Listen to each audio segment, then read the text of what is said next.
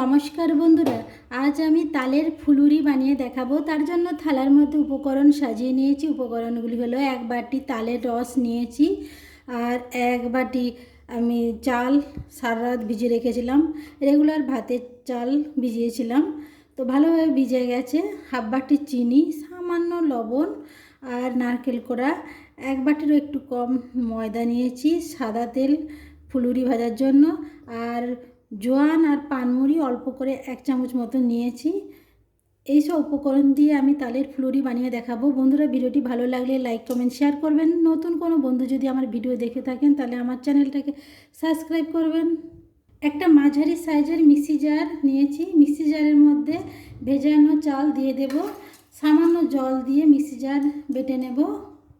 সামান্য জল দিয়েছি, মিক্সি জারে দিয়ে দিলাম। এরপর চাল বেটে নেব।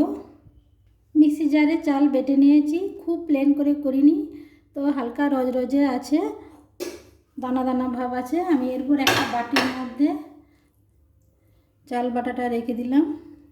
এই চাল বাটার মধ্যে দিয়ে দেবো 1 বাটি নারকেল কোড়া, 1/2 বাটি চিনি,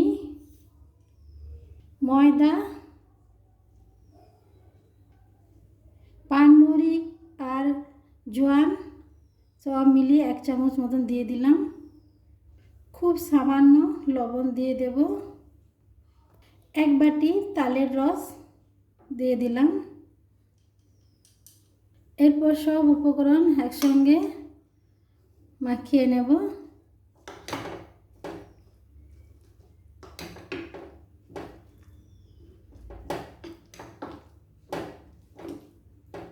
খুব ভালোভাবে সব উপকরণ একসঙ্গে মাখিয়ে নিয়েছি। এইভাবেই ঘনত্বটা যেন থাকে। এরপর গ্যাসে কড়া বসিয়ে ফুলুরি ভেজে নেব। গ্যাসে কড়া বসিয়ে দিয়েছি, কড়া গরম হয়ে গেছে। কড়াইতে সাদা তেল দিয়ে দিলাম। কড়া গরম হয়ে গেছে। মিডিয়াম টু লো ফ্লেমে আমি ফুলুরি ভেজে নেব, এখান থেকে অল্প অল্প নিয়ে।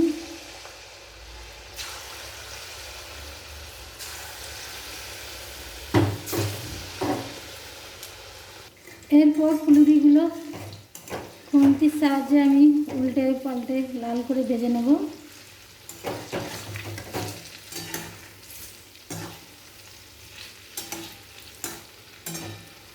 ফুলুরিগুলো লাল করে ভাজা হয়ে গেছে। এরপর একটা পাত্রে তুলে নেব।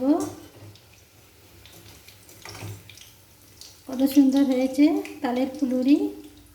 সব পাত্রে তুলে নেব। তারপর বাকিগুলো এভাবে ভেজে নেব। সব ফুলুরিগুলো ভাজা হয়ে গেছে, পাত্রে তুলে নেব। সব তালের ফুলুরিগুলো ভাজা হয়ে গেছে, একটা প্লেটের মধ্যে রেখেছি। খুব সুন্দর হয়েছে। বন্ধুরা, এইভাবে তালের ফুলুরি তৈরি করে খেয়ে দেখবেন, খেতে খুব ভালো। ভিডিওটি ভালো লাগলে লাইক কমেন্ট শেয়ার করবেন। নতুন কোনো বন্ধু যদি আমার ভিডিও দেখে থাকেন তাহলে আমার চ্যানেলটাকে সাবস্ক্রাইব করবেন।